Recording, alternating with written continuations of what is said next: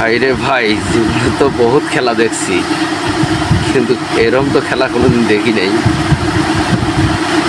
একবার বোতল খাড়া হলে একটা চর, যতবার খাড়া হবে ততবারই চর মারবে। কিন্তু হঠাৎ করে মেয়েটা কয়েকবার চর খাওয়ার পরে রাগে ক্ষোভে সেইরকম হয়ে গেছে, পরবর্তীতে ছেলেটা হেরে যাওয়ার পর মেয়েটা যখন জিতলো, ছেলেটা কষি চর একটা মারলো, সেই পরিমাণ। মেয়েটার যে ক্ষোভ, সব বড় ক্ষোভটা ছেলেটার উপরে উঠাইল।